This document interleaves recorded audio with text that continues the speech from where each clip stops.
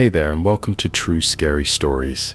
Before we dive in, don't forget to hit that like button, subscribe to the channel, and drop a comment telling us where you're from and what time you're watching. That helps YouTube know you love creepy stories, and it'll keep sending more your way. Story 1. The Midnight Shortcut. Sarah Martinez had always been a careful driver. 28 years old, she worked late shifts at the hospital and knew every safe route home through downtown Phoenix. But on October 15th, 2019, exhaustion made her choose differently. It was past 2 a.m. when she finished her shift. The usual route home would take 40 minutes through well-lit streets and neighborhoods she knew. But Sarah was bone tired after a 16-hour shift dealing with 3 emergency surgeries. When she saw the construction signs blocking her normal path, she made a decision that would haunt her forever. Instead of taking the longer detour around the construction zone, Sarah decided to cut through the old industrial district. She had driven through it once during the day and remembered it being empty but passable. What she didn't know was that the area had been scheduled for demolition, and most of the streetlights had been shut off to save money. The first few blocks seemed fine. Her headlights cut through the darkness, illuminating empty warehouses and abandoned lots. She was making good time, thinking she would be home in 20 minutes instead of an hour. But then her car started making a strange noise. The engine began sputtering around mile marker 7, near an old textile factory that had been closed for 15 years. Sarah pulled over, hoping it was just a temporary issue. She tried restarting the car, but it wouldn't turn over. Her cell phone showed no signal bars. She sat in the darkness for 10 minutes, trying to decide what to do. The smart choice would have been to lock her doors and wait until morning, or at least until another car came by. But Sarah was tired, scared, and wanted to get home. She could see lights in the distance that looked like a gas station or convenience store. It seemed only a few blocks away. Sarah grabbed her purse, locked her car,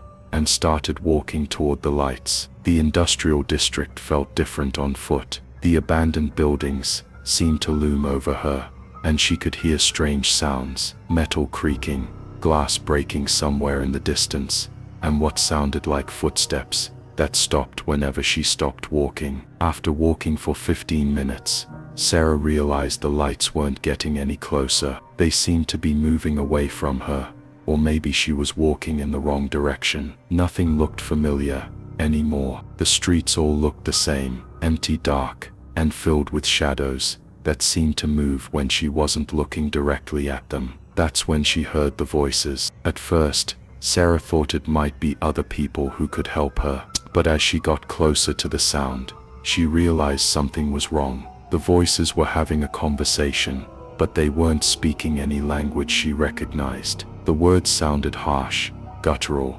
almost like animals trying to form human speech. Sarah hid behind an overturned dumpster and listened. There were at least 3 distinct voices, and they seemed to be arguing about something. Every few seconds, she heard a sound that made her blood run cold. A wet tearing noise, followed by what sounded like satisfied grunting. She tried to back away quietly, but her foot kicked an empty beer bottle. The sound echoed through the empty street like a gunshot. The voices immediately stopped talking. Sarah ran. She sprinted through the industrial maze, her high heels clicking on the broken pavement. Behind her, she could hear heavy footsteps and strange calling sounds that didn't seem quite human. The footsteps were faster than hers, getting closer despite her panic-fueled speed. She ducked into what looked like an abandoned office building through a broken window. Inside, she found herself in complete darkness. Sarah fumbled for her phone's flashlight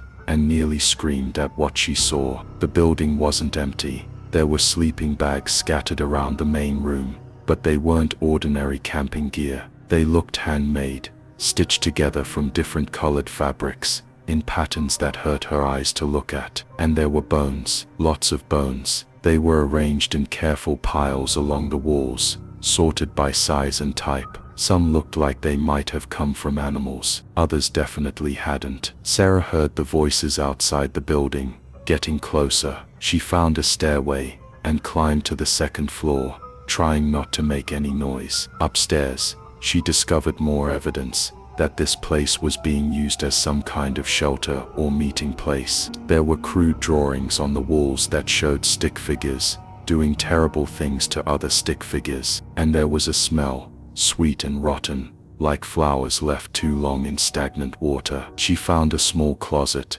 and hid inside, pulling the door almost closed but leaving it open just enough to see out. Through the crack, she watched as 3 figures entered the room below. They were human-shaped, but something about the way they moved was wrong. Too fluid, like they had extra joints in places where joints shouldn't be. The figures searched the building methodically. Sarah could hear them moving from room to room, making those guttural sounds that might have been their version of communication. They seemed to know she was in the building somewhere. After what felt like hours, they left. Sarah waited until dawn before she dared to move. When the sun came up, she saw that she was only 2 blocks away from her car. The light she had been walking toward turned out to be reflections of the city skyline off the windows of a tall building miles away. But when Sarah got back to her car, she found something that made her decide never to tell anyone the complete truth about that night. Scratched into the paint on her driver's side door,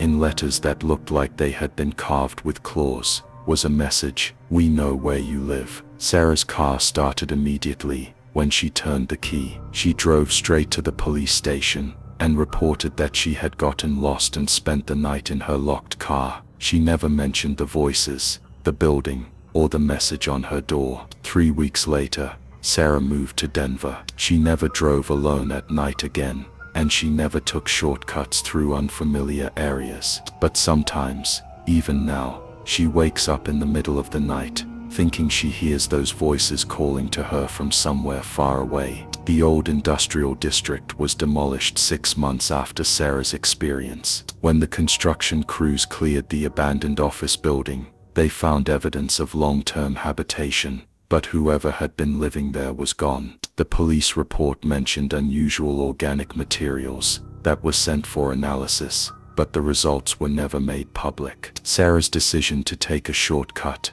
and then to leave her car had nearly cost her life. Sometimes the longer, safer path is the right choice, even when you're tired and just want to get home. Story 2. The online date. Marcus Chen thought he was being smart about online dating. The 34-year-old software engineer had strict rules: always meet in public places, tell a friend where he was going, and trust his instincts if something felt wrong. But on Valentine's Day 2020, loneliness made him break every single rule he had set for himself. Marcus had been talking to Rebecca on a dating app for 3 weeks. Her profile showed an attractive woman in her early 30s with a warm smile and interesting hobbies. Their conversations had been engaging. She seemed intelligent, funny, and genuinely interested in getting to know him. When she suggested meeting for dinner, Marcus was excited about the possibility of a real connection. The first red flag should have been when Rebecca insisted on choosing the restaurant. She picked a place called the Garden House that Marcus had never heard of, located in a part of town he wasn't familiar with. When he looked it up online, he could only find a basic website with no reviews or photos of the interior. The second red flag was when Rebecca asked him not to tell anyone where he was going. She said she was a private person and had bad experiences with dates who brought friends to spy on them or posted about their meetings on social media. It seemed reasonable enough, and Marcus didn't want to seem paranoid or untrusting. The third red flag was the biggest one, but Marcus ignored it because he was already committed. When he arrived at the address Rebecca had given him, the Garden House turned out to be a small, dimly lit restaurant that looked like it might have been someone's house converted into a dining establishment. There were no other cars in the parking lot, and no lights visible in the windows, except for a flickering neon sign that said open. Marcus sat in his car for 5 minutes, debating whether to leave. The smart thing would have been to call Rebecca, suggest they meet somewhere else, or at least text a friend about where he was. But he had been looking forward to this date all week, and he didn't want to seem like a coward. He told himself he was being paranoid. Inside, the garden house was even stranger. The dining room had only 6 tables, all empty except for one in the far corner, where a woman sat with her back to the door. The lighting was so dim that Marcus could barely make out her features, but she waved him over with a gesture that seemed familiar. "Rebecca," he called out as he approached the table. The woman turned around, and Marcus felt a chill run down his spine. It was definitely the same face from the dating app photos, but something was wrong with her eyes. They seemed too bright in the dim light, and she wasn't blinking as often as people normally do. "Marcus," she said, and her voice was exactly right, the same warm tone he had heard during their phone conversations. "I'm so glad you came. Please, sit down." Marcus sat across from her, trying to shake off his unease. Up close, Rebecca looked exactly like her photos, but there was something unsettling about the way she moved. Her gestures seemed practiced, like she was performing rather than just being natural. "This place is interesting," Marcus said, looking around the empty restaurant. "How did you find it?" "Oh, I have connections everywhere," Rebecca replied with a smile that didn't quite reach her eyes. "The owner is a friend of mine. He prepared something special for us tonight." As if on cue, a man emerged from what Marcus assumed was the kitchen. He was tall and thin, with pale skin and dark circles under his eyes. Without speaking, he placed 2 plates on their table. The food looked like some kind of meat dish with vegetables, but Marcus couldn't identify what type of meat it was. It had an unusual smell, not bad exactly, but unfamiliar. "I hope you don't mind that I ordered for both of us," Rebecca said. "I wanted tonight to be perfect." Marcus picked up his fork, but something made him hesitate. "What kind of meat is this?" "It's a local specialty," Rebecca answered. "Very rare. Most people never get the chance to try it." The way she said rare made Marcus uncomfortable. He put his fork down and looked around the restaurant again. Now that his eyes had adjusted to the dim light, he noticed details he had missed before. The walls were covered with photographs, but they weren't the usual restaurant decorations. They appeared to be candid shots of people. Some looked like they were taken from a distance without the subjects knowing. "Rebecca, I think I should be honest with you," Marcus said. "This place is making me uncomfortable. Would you mind if we went somewhere else?" Rebecca's smile faltered for just a second, but then returned even brighter than before. "Oh Marcus, we can't leave now. The evening has just begun." She gestured toward the kitchen, and the pale man who had served their food came back out. But this time, he wasn't alone. 2 other men followed him, both with the same pale skin and dark circled eyes. They positioned themselves at different exits from the dining room. "I don't understand," Marcus said, standing up from the table. "What's going on here?" "Sit down, Marcus," Rebecca said, and her voice had changed completely. It was still her voice, but it sounded colder, more commanding. "You came here because you were lonely, didn't you? Because you wanted to connect with someone." Marcus backed away from the table, but one of the pale men moved to block his path to the door. "This is insane. I'm leaving." "No," Rebecca said, standing up as well. "You're going to stay and finish your meal. We went to a lot of trouble to prepare it just for you." That's when Marcus noticed something that made his blood run cold. On the wall behind Rebecca, there was a photo that he recognized. It was a picture of himself, taken from outside his apartment building. He had never seen the photographer. "How long have you been watching me?" he asked. "Long enough to know exactly what you wanted to hear," Rebecca replied. "Long enough to create the perfect match for you. Every conversation we had, every interest I shared, every joke I laughed at, it was all designed to bring you here." Marcus realized that everything about their online relationship had been carefully planned. Rebecca had studied him, learned his patterns, and crafted a persona that would appeal to him perfectly. The dating app profile, the phone conversations, even the way she moved and spoke, it had all been an elaborate performance. "What do you want from me?" Marcus asked. "The same thing you wanted from me," Rebecca said. "A connection, but our kind of connection is more permanent." Marcus made a run for the door, pushing past one of the pale men who tried to grab him. He burst out of the restaurant and sprinted to his car, fumbling with his keys while he heard footsteps behind him on the gravel parking lot. He managed to get his car started and drove away as fast as he could, not stopping until he reached the police station downtown. When he tried to file a report, the officers took his statement but seemed skeptical about his story. When they checked the address he gave them the next day, they found an empty lot with no sign that a restaurant had ever been there. Marcus deleted all his dating apps and never tried online dating again. But sometimes he still gets messages from new profiles with attractive photos and engaging conversation. He never responds because he learned that some connections come at a price that's too high to pay. The experience taught him that when something seems too good to be true, it usually is, and that the rules we make to keep ourselves safe should never be broken, no matter how lonely we get. Story 3. The Night Shift. Jennifer Walsh needed the money. As a single mother working 2 jobs to support her 8-year-old daughter, she couldn't afford to be picky about work opportunities.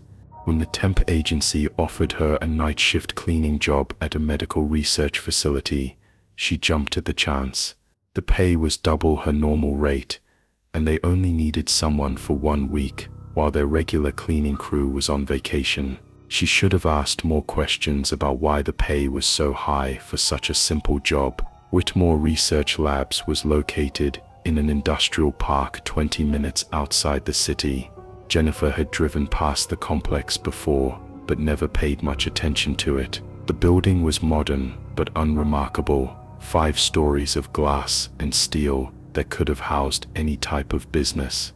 On her first night, Monday, November 8, 2021, Jennifer arrived at 11 p.m. as instructed. She was met at the employee entrance by Dr. Richard Whitmore, the facility director. He was a thin, nervous man in his 50s, who seemed uncomfortable making eye contact. "Thank you for taking this assignment on such short notice," Dr. Whitmore said as he led her through the building. "I want to emphasize that confidentiality is extremely important here. You'll be required to sign additional paperwork before you begin." He showed Jennifer around the main floors, standard office spaces, conference rooms, and laboratories that looked clean and well maintained. Everything seemed normal, professional, and not particularly difficult to clean. "You'll be working primarily on floors 1 through 3, Dr. Whitmore explained. "Floors 4 and 5 are restricted areas. Under no circumstances should you attempt to access those levels. Your key card will not work on the elevators past the 3rd floor anyway." Jennifer nodded and signed the confidentiality agreement without reading it carefully. She was tired from her day job and just wanted to get started so she could finish and get home at a reasonable hour. "One more thing," Dr. Whitmore said as he prepared to leave. "You may hear sounds from the upper floors during your shift. Equipment running, that sort of thing.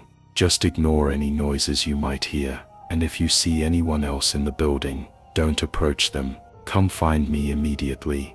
I'll be in my office on the 3rd floor until about 2 a.m.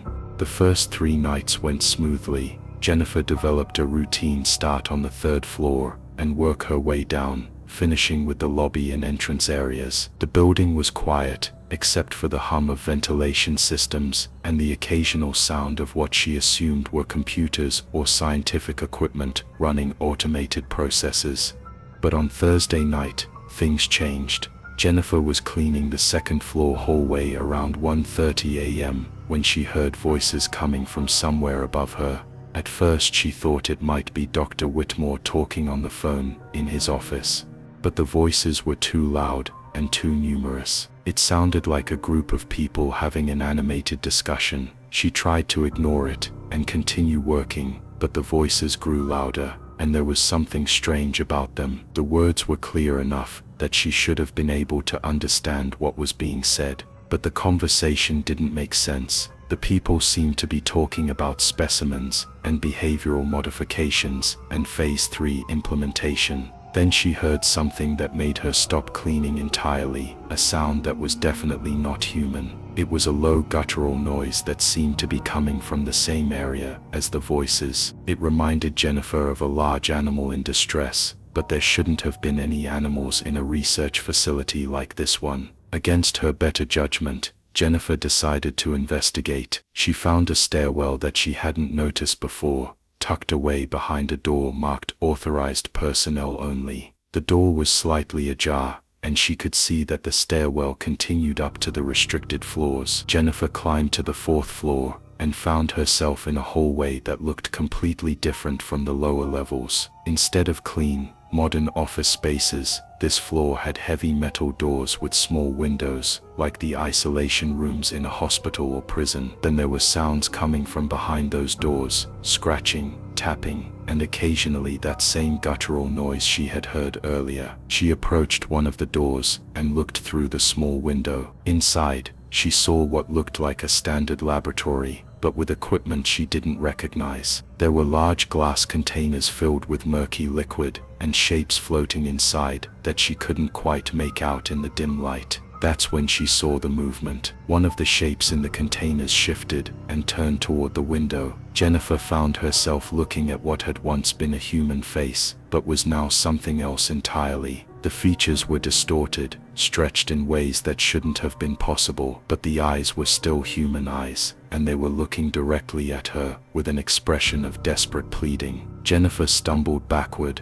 knocking over a cleaning cart she hadn't realized she had brought with her. The crash echoed through the hallway, and immediately the voices from the floor above stopped talking. Heavy footsteps began moving across the ceiling toward what sounded like another stairwell. Jennifer ran back to the stairs she had used and descended as quickly as she could without falling. She made it back to the 2nd floor and tried to look busy with her cleaning, but her hands were shaking so badly she could barely hold the mop. Dr. Whitmore appeared in the hallway a few minutes later. He looked agitated and suspicious. "Jennifer, did you hear anything unusual tonight?" he asked. "No, sir," she lied. "Just the normal building sounds." He studied her face for a long moment. "Good. Remember, curiosity can be dangerous in a facility like this. Some of our research is sensitive, and we have security measures in place to protect both our work and our employees." The threat in his voice was unmistakable. Jennifer finished her shift as quickly as possible and left the building. She spent the rest of the night awake in her apartment, trying to convince herself that she had imagined what she saw in the laboratory. Maybe it was just some kind of medical equipment that had looked strange in the dim light. Maybe her tired mind had played tricks on her, but she couldn't explain away the human eyes that had looked back at her with such desperation. On Friday night, her last shift, Jennifer arrived at the building to find Dr. Whitmore waiting for her at the employee entrance, along with 2 security guards she had never seen before. "Jennifer, we've had some concerns about building security this week," Dr. Whitmore said. "These gentlemen will be accompanying you during your shift tonight to ensure that all protocols are being followed properly." The security guards were large, intimidating men who didn't speak or make eye contact with Jennifer. They followed her from room to room as she worked, watching everything she did. When she tried to make conversation, they ignored her completely. Around midnight, Jennifer overheard one of the guards speaking into a radio. "Subject has been compliant so far.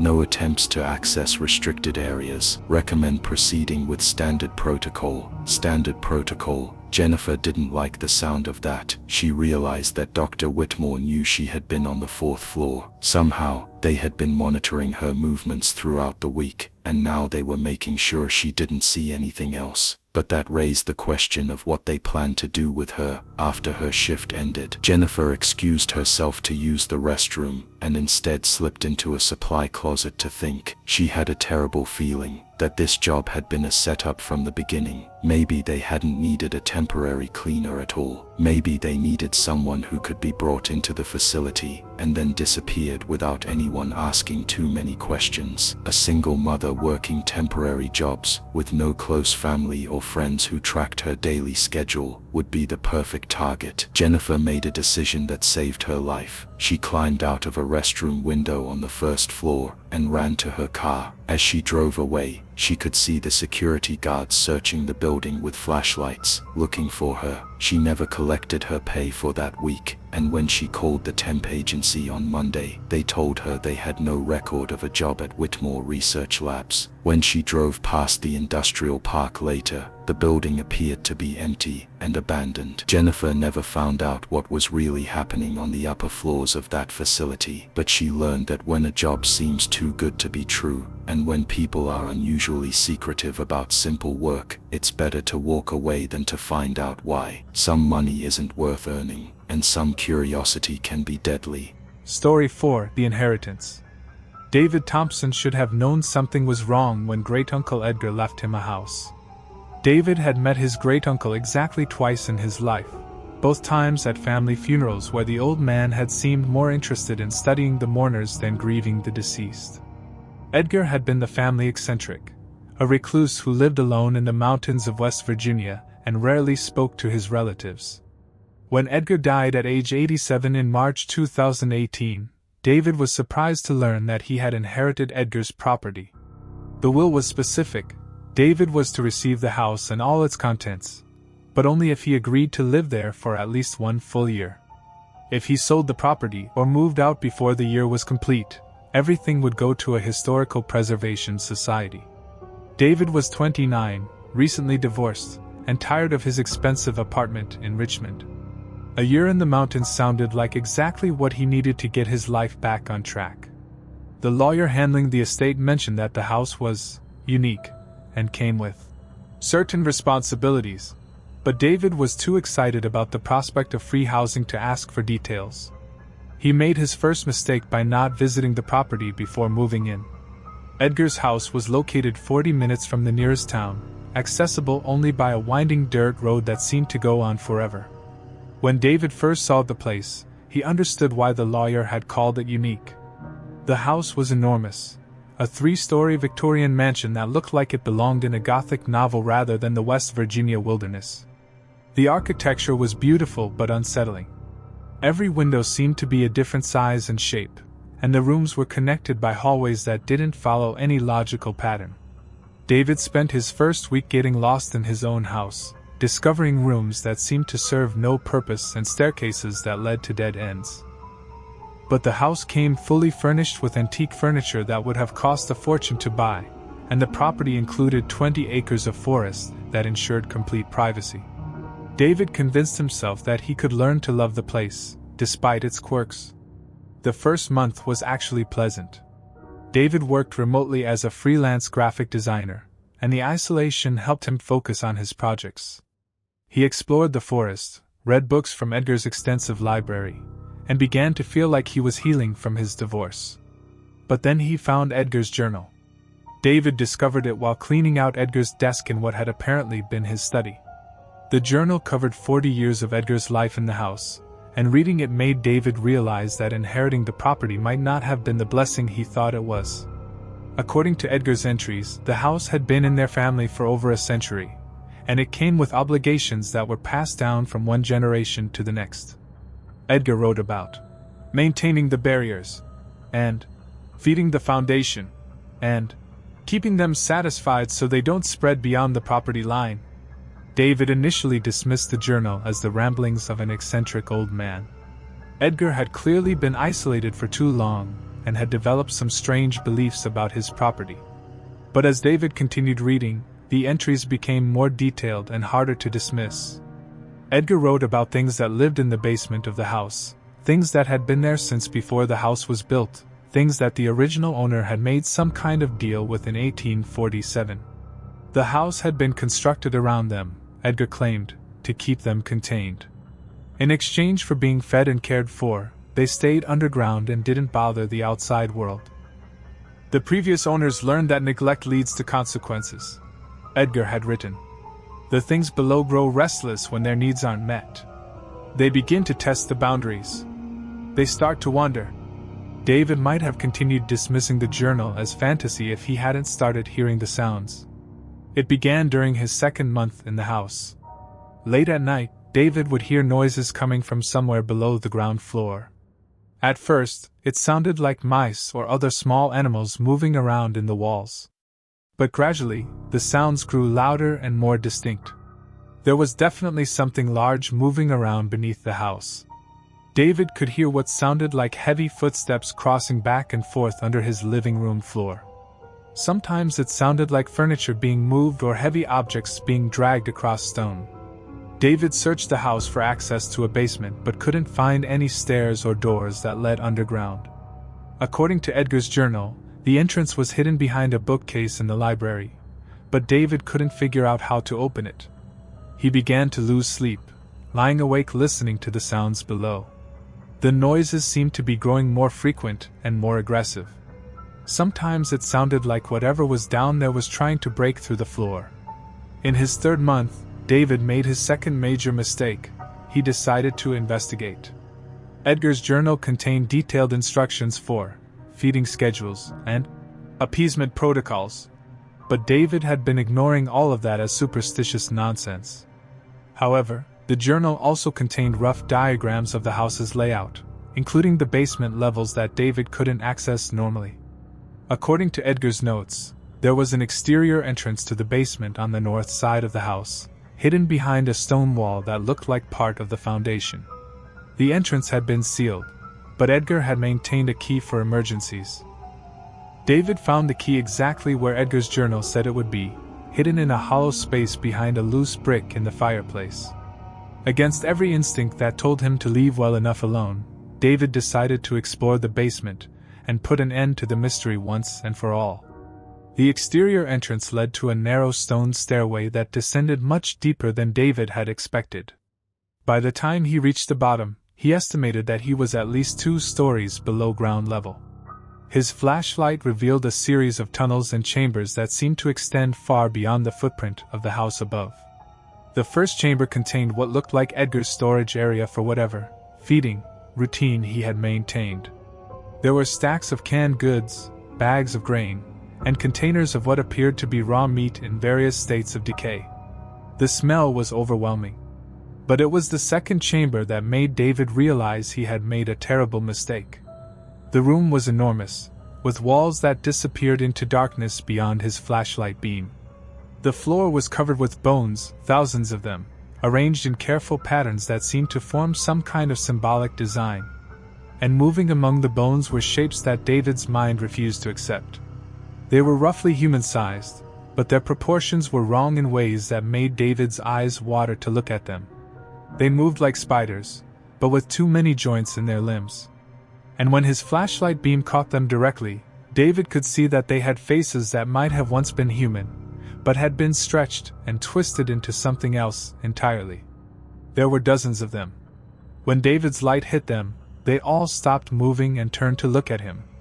In perfect unison, they began making a sound that was part hiss and part whisper.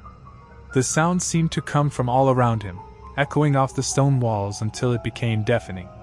David ran. He sprinted through the tunnels and up the stone stairway, slamming the exterior door behind him. But as he ran toward the house, he could hear sounds of pursuit.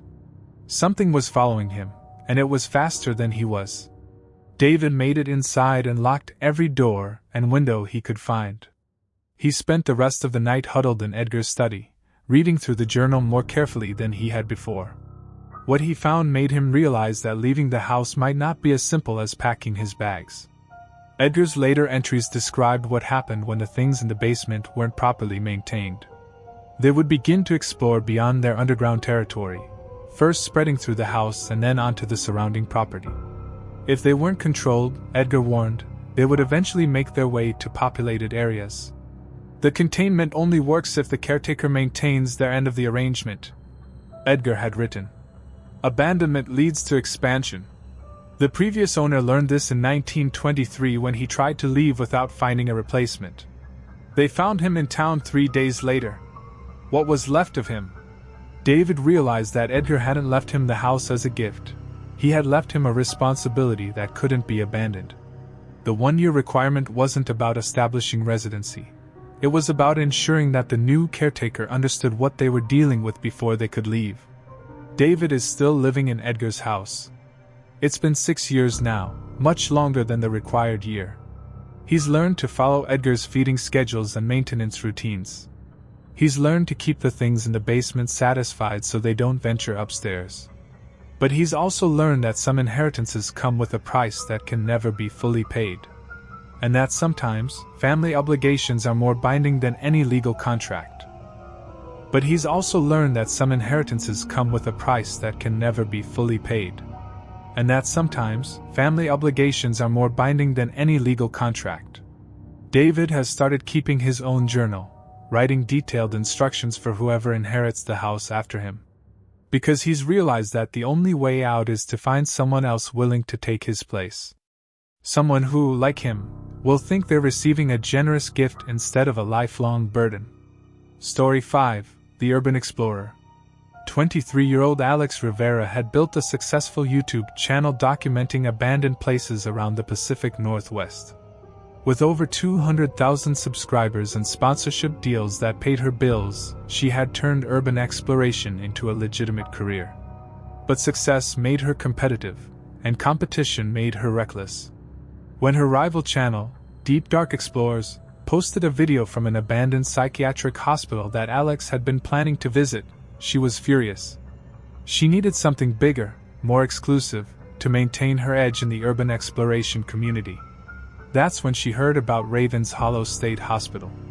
Ravens Hollow had been closed since 1987 after a series of scandals involving patient abuse and mysterious deaths.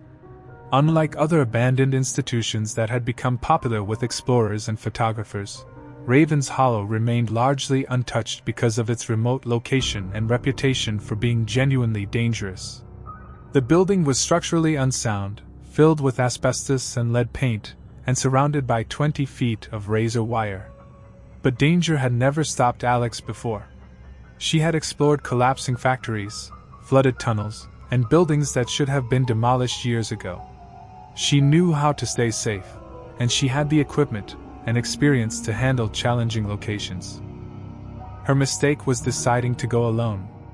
Alex had always explored with her girlfriend Maya, who served as both camera operator and safety backup. Maya would stay in communication with Alex via radio and call for help if something went wrong.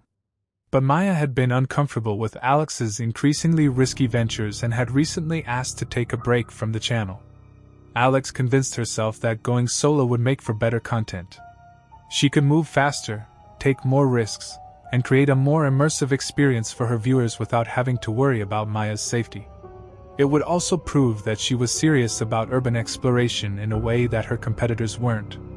On October 13, 2022, Alex loaded her truck with cameras, climbing gear, and safety equipment. She told Maya she was going to explore a moderate-risk, abandoned factory, not mentioning that she was actually planning to infiltrate one of the most notorious abandoned buildings in Washington state. Ravens Hollow State Hospital was located in a heavily forested area 2 hours north of Seattle. The original complex had housed over 800 patients at its peak, spread across multiple buildings connected by underground tunnels. When it was closed, the state had simply walked away from the property, leaving everything exactly as it was. Alex arrived at the perimeter fence around sunset. She had studied satellite images and found what appeared to be a section where the razor wire had been damaged, possibly by falling tree branches. With her bolt cutters and protective gear, she was able to create an opening large enough to slip through. The main hospital building was a massive brick structure that seemed to absorb the fading daylight rather than reflect it. Most of the windows had been boarded up, but Alex could see gaps where the plywood had warped or fallen away. She chose a first-floor window that looked accessible and began setting up her equipment. Alex's exploration routine was methodical and professional. She documented everything: the approach to the building, the entry point, the condition of each room she explored. Her cameras were set up to record continuously while she provided commentary for her audience. The first floor of Raven's Hollow looked like every other abandoned psychiatric hospital Alex had explored. Patient rooms with metal bed frames, common areas with overturned furniture, administrative offices filled with scattered paperwork. There was the usual debris, graffiti from previous explorers, empty bottles left by homeless individuals, and the accumulated damage from 35 years of weather and neglect. But there were also signs that Raven's Hollow was different from other abandoned institutions Alex had visited. The level of decay seemed inconsistent throughout the building. Some areas looked like they had been abandoned yesterday, while others showed decades of deterioration. And there were personal belongings scattered throughout the rooms: clothes, shoes, eyeglasses, as if the patients had simply vanished rather than being relocated. Alex found her first real clue about Ravenshallow's history in the medical records room on the second floor. Unlike most abandoned hospitals, the patient files had been left behind when the facility closed. Alex began reading through them, looking for interesting stories to share with her audience. What she found was disturbing. The records from the hospital's final years documented experimental treatments that seemed to go far beyond standard psychiatric care. Patients were subjected to procedures with names like deep cognitive restructuring and consciousness separation therapy. The descriptions were vague, but the results were consistently catastrophic. Patients would either disappear entirely or undergo dramatic personality changes that left them unrecognizable to their families. Dr. Marcus Holloway, the hospital's chief psychiatrist during T. Alex was filming herself reading through Dr. Holloway's files when she heard the first sound that made her realize she might not be alone in the building. It came from somewhere above her, the distinct sound of footsteps crossing a wooden floor. The steps were slow and deliberate, as if someone was walking carefully through unfamiliar territory. Alex turned off her flashlight and listened carefully, but the footsteps had stopped. She waited for 10 minutes before continuing her exploration. Alex had heard sounds in abandoned buildings before: settling foundations, wind moving loose materials, animals that had made homes in empty structures. But something about these footsteps felt different. They had sounded purposeful, human. On the third floor, Alex discovered why Raven Hollow had really been closed. The entire floor had been converted into what looked like a laboratory rather than patient housing. There were examination tables with leather restraints, walls lined with electrical equipment, and tanks filled with murky liquid that reminded Alex of the specimen jars in a biology classroom. But it was the room at the end of the hallway that made Alex understand she was in serious danger. Dr. Holloway's private laboratory was exactly as he had left it 35 years ago. The equipment was covered in dust but appeared to be intact. And scattered around the room were dozens of glass containers, each labeled with a patient's name and a date from the 1980s. The containers appeared to hold some kind of preserved tissue samples, but Alex couldn't identify what type of tissue they were. Some of the samples seemed to be moving slightly, as if they were still alive despite having been stored for decades. Alex was filming the laboratory when she heard Dr. Holloway's voice. "You shouldn't be here," the voice said from somewhere behind her. Alex spun around, her camera still recording, but the room was empty. The voice had sounded like it was coming from right next to her ear, but there was no one else in the laboratory. "Who's there?" Alex called out, trying to keep her voice steady for the benefit of her viewers. Urban exploration videos were more popular when they included unexplained phenomena, and Alex thought this might be exactly the kind of content that would set her channel apart from the competition. "This is private property," the voice replied. It was definitely a man's voice, older, with the precise diction of someone who was used to being in authority. "The hospital is closed to visitors." Alex realized that the voice was coming from the room's public address system. Someone was speaking to her through the building's communication network, which meant that the power was still working in at least some parts of the facility. "Dr. Holloway?" Alex asked, though she knew that was impossible. According to the records she had found, Dr. Holloway would have been over 90 years old if he were still alive. "I have patients to attend to," the voice replied. "You need to leave immediately, or you'll interfere with their treatment." Alex heard the footsteps again, but this time they were coming from multiple directions. It sounded like several people were moving through the building, all converging on the third floor where she was trapped. She ran for the stairway she had used to reach the third floor, but when she got there, she found that the door was locked from the other side. The handle wouldn't turn, and the door wouldn't budge no matter how hard she pushed against it. Alex tried the other stairway at the opposite end of the building, but it was also locked. She was trapped on the third floor with whoever, or whatever, was making the footsteps.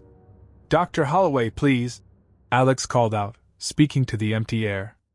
"I'm just here to document the building's history. I don't want to cause any problems." "History?" the voice replied with what sounded like amusement. "You want to know about our history? You want to understand what we accomplished here?" The lights in the laboratory suddenly turned on, old fluorescent fixtures that flickered and hummed as they warmed up.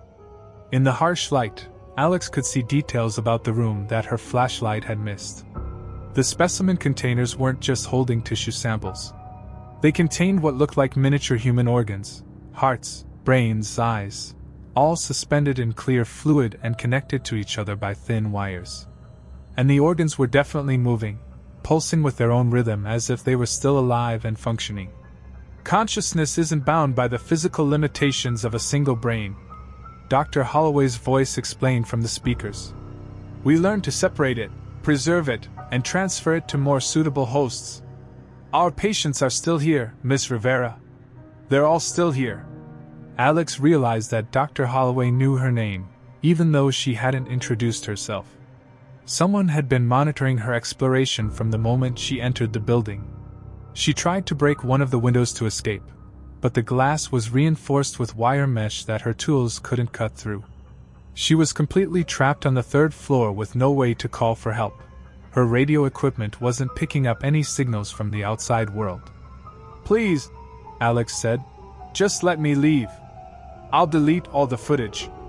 I won't tell anyone about this place." "But you've seen our work now," Dr. Holloway replied. "You've documented our achievements. And we need a new host for one of our patients who has been waiting for a suitable candidate."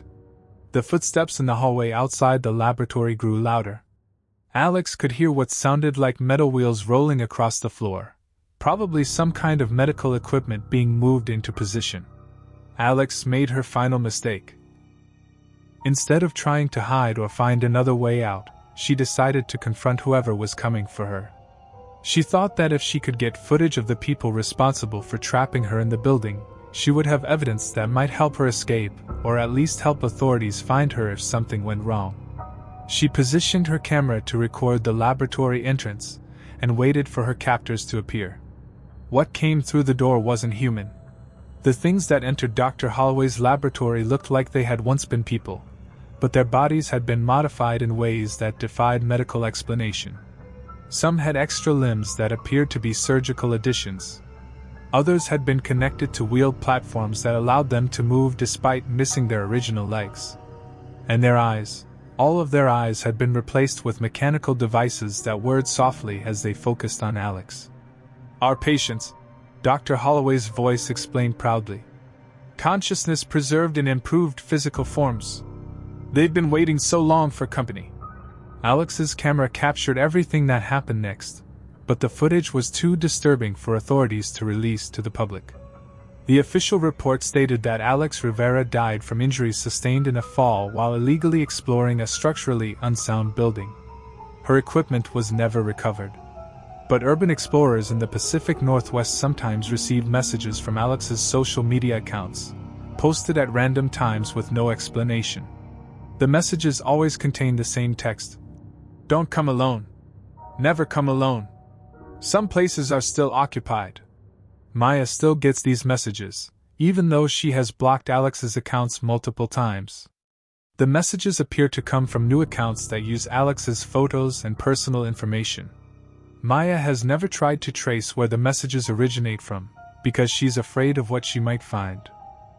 Alex learned too late that some abandoned places aren't really abandoned, and that the most dangerous thing about urban exploration isn't the risk of structural collapse or toxic exposure. It's the possibility that you might find something that doesn't want to be found, something that sees visitors as opportunities rather than intruders.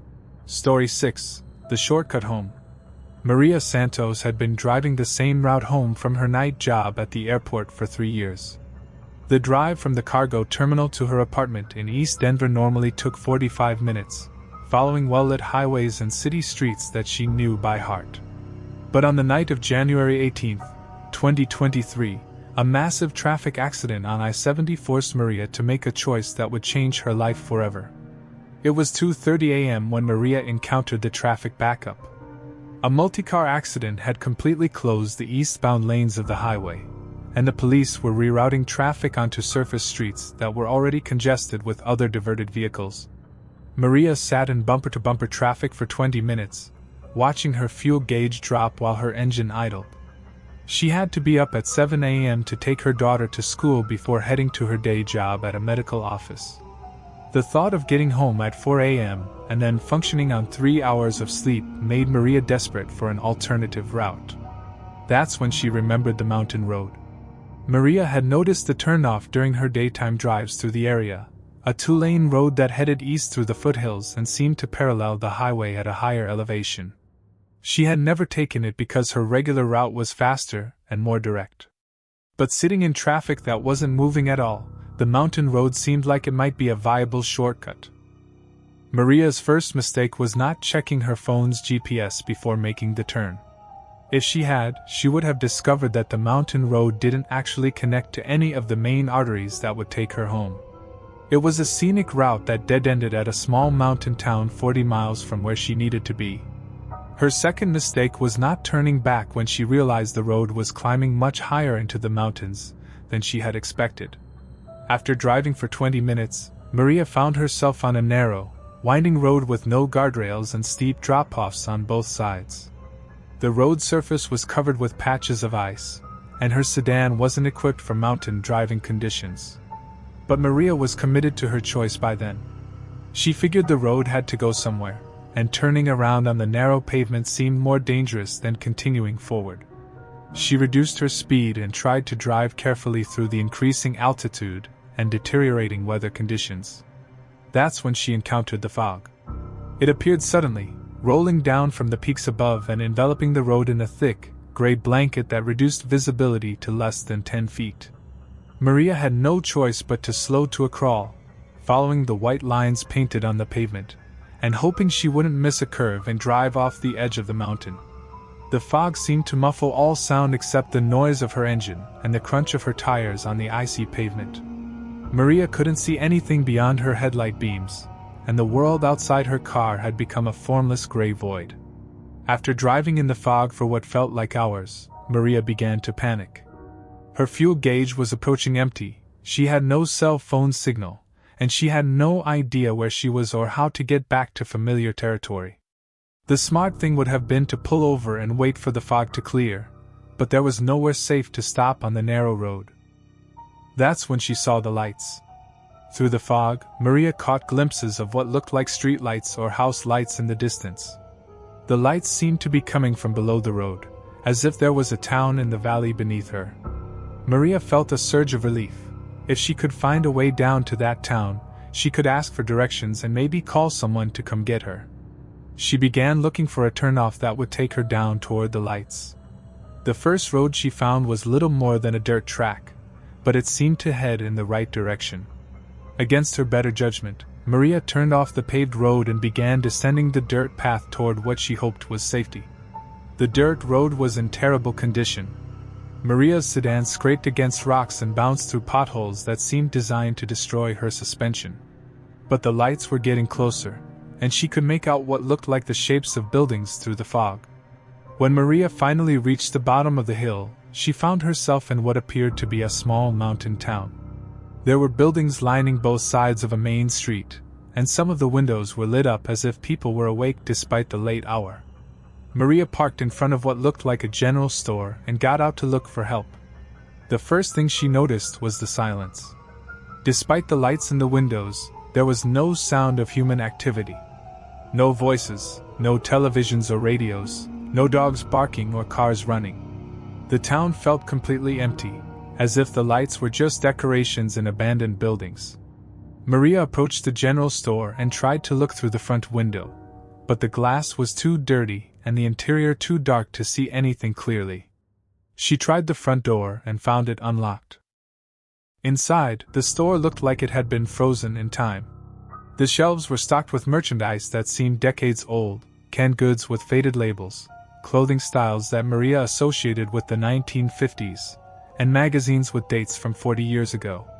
Everything was covered in a thick layer of dust, as if no one had disturbed anything in the store for years. But the lights were on, and the cash register was open with money still in the drawer. Maria called out, "Hello? Is anyone here? I need help with directions." Her voice echoed through the empty store, but no one answered.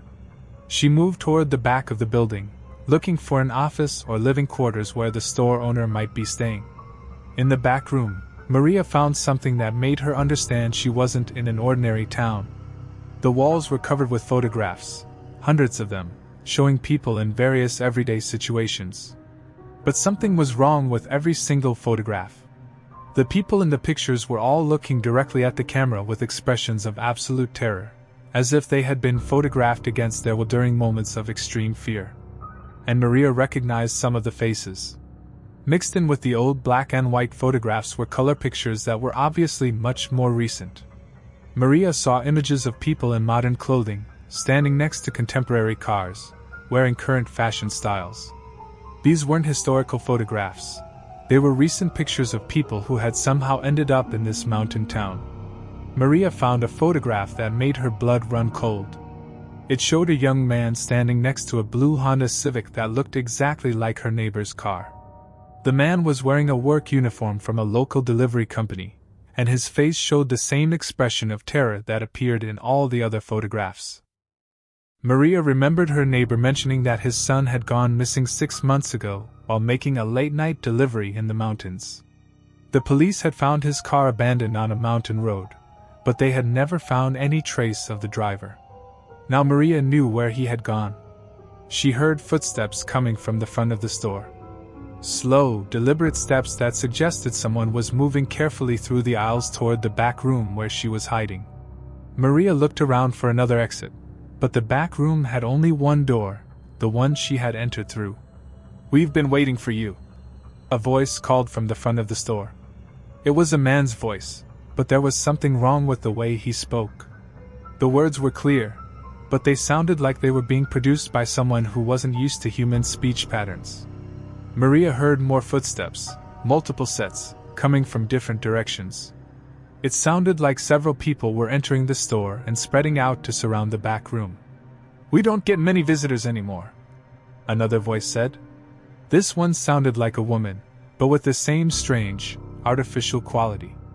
"Most people have learned to avoid our road." Maria realized that the lights she had seen through the fog weren't signs of a normal town where she could find help. They were bait, designed to lure lost travelers off the main road and into whatever trap these people had set.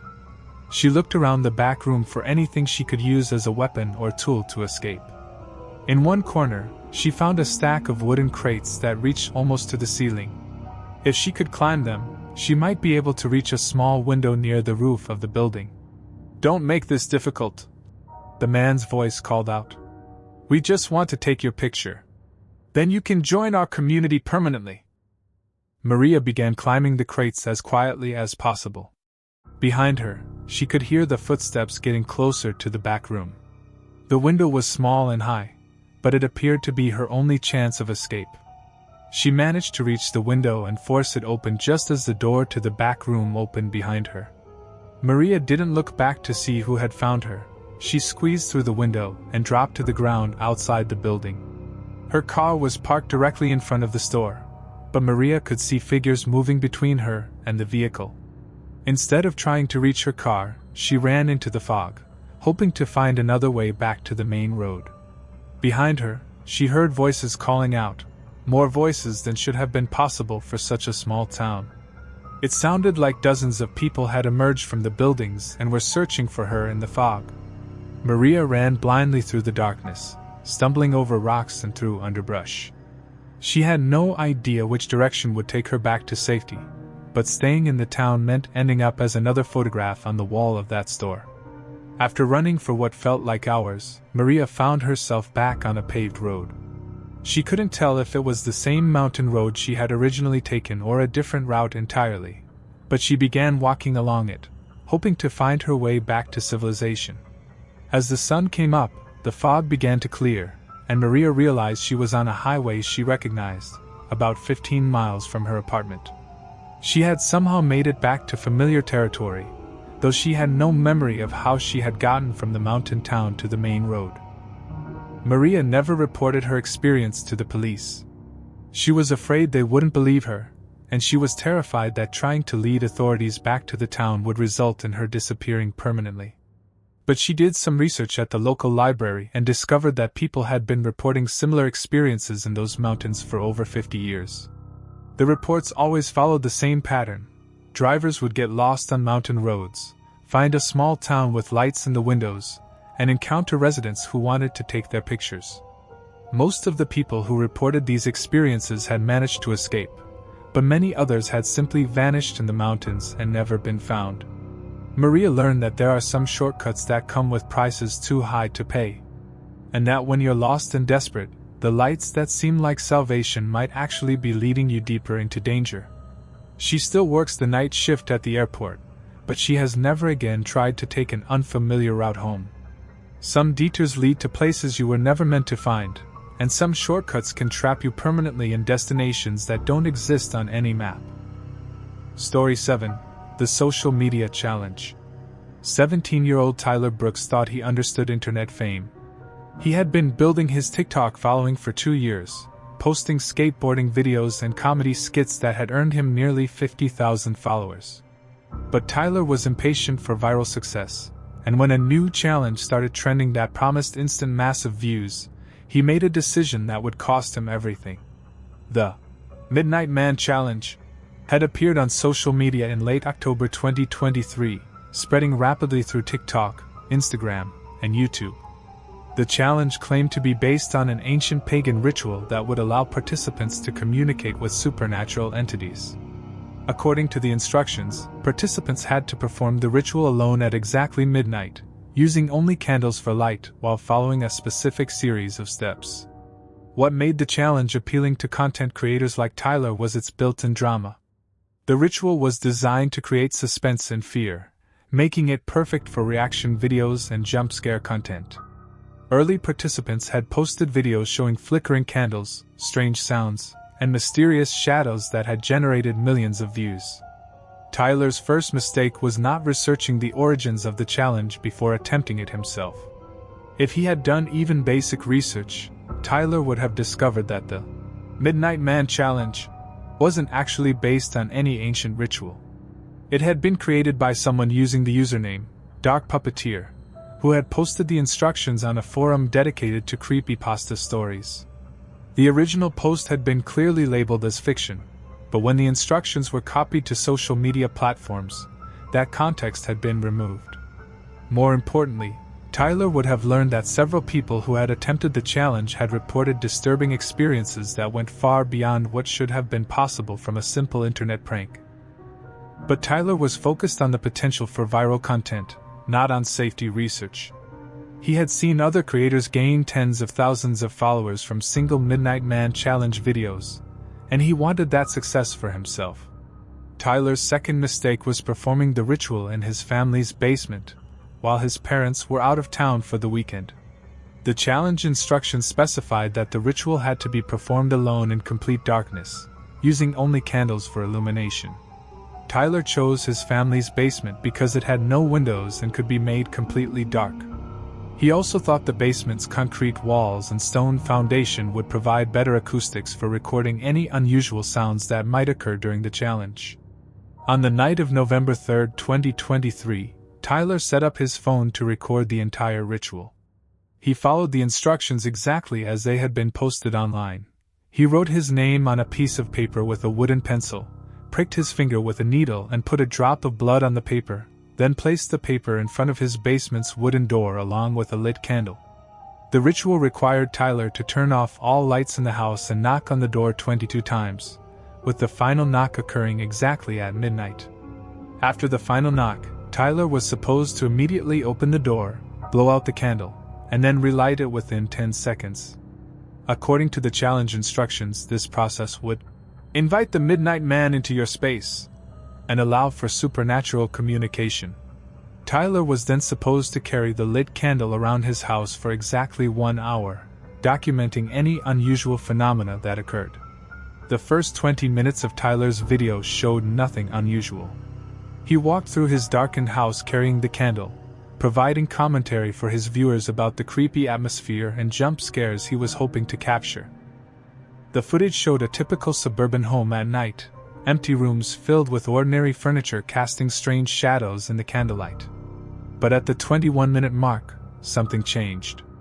Tyler's candle began flickering more violently than could be explained by air currents in the still house. The flames seemed to be responding to something that wasn't visible in the video frame. Tyler noticed the change and began focusing his camera more closely on the candle, excited that he might be capturing genuine supernatural activity. "Okay, this is actually getting weird now," Tyler said to his camera. "The candle is acting really strange, and I swear the temperature just dropped like 20 degrees. That's when Tyler heard the footsteps.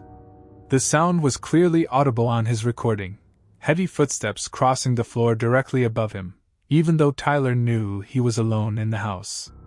The footsteps moved methodically from room to room upstairs, as if someone was searching for something.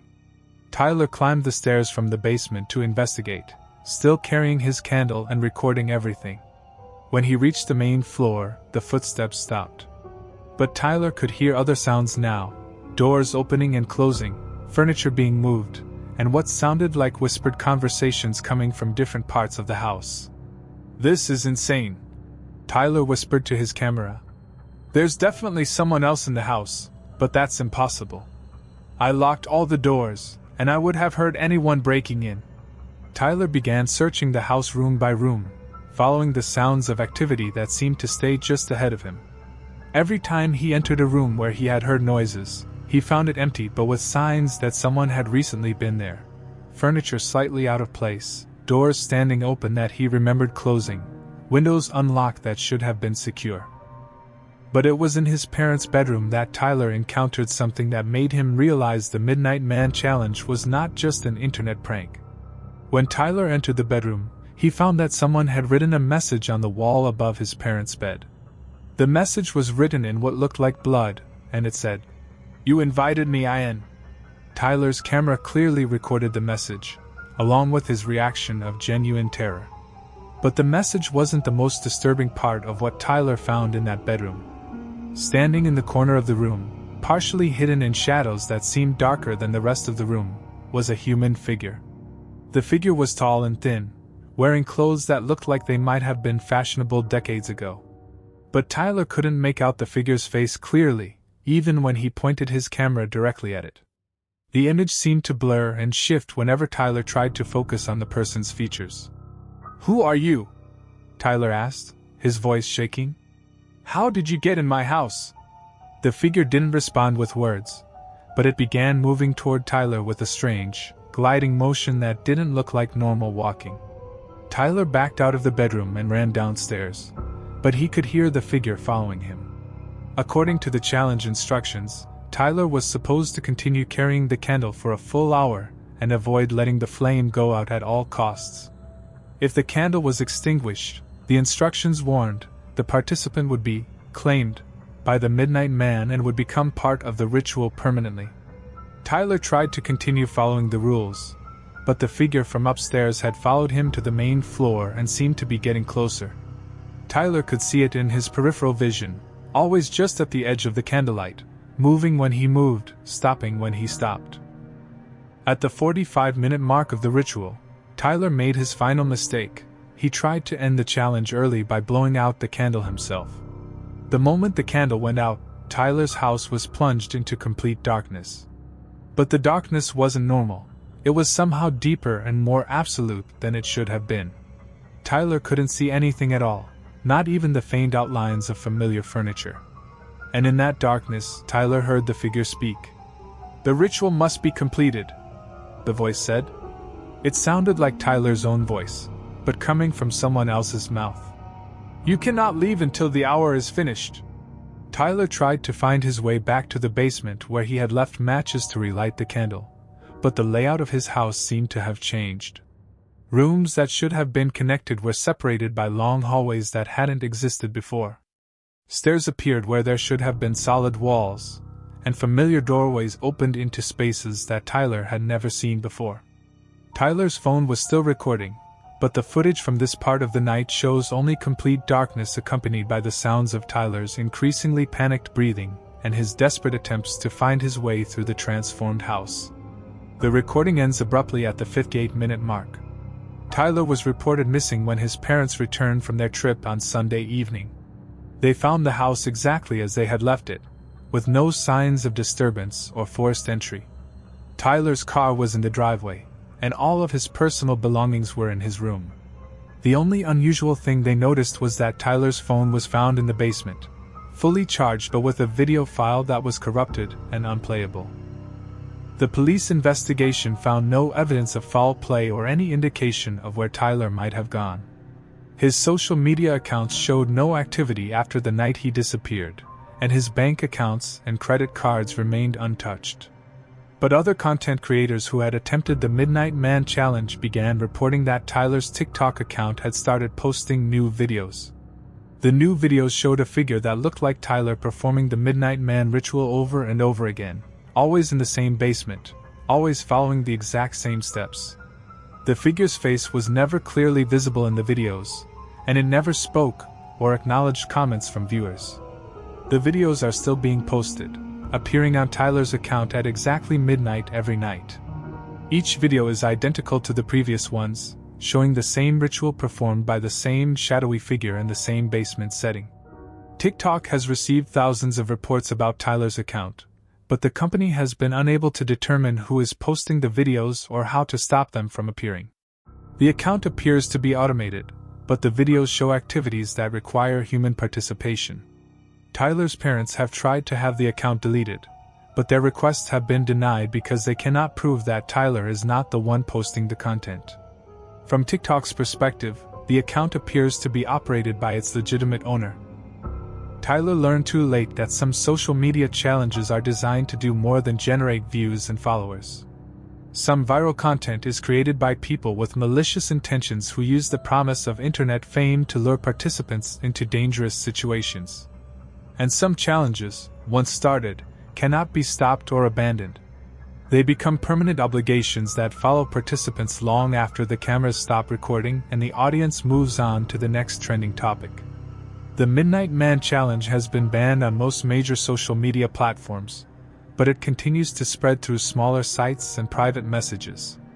Content creators are still attempting the ritual, hoping to achieve viral success by documenting their supernatural experiences. But Tyler's story serves as a warning that the price of internet fame can be higher than anyone expects. And that some content is created not to entertain audiences, but to trap the people who are desperate enough to perform it.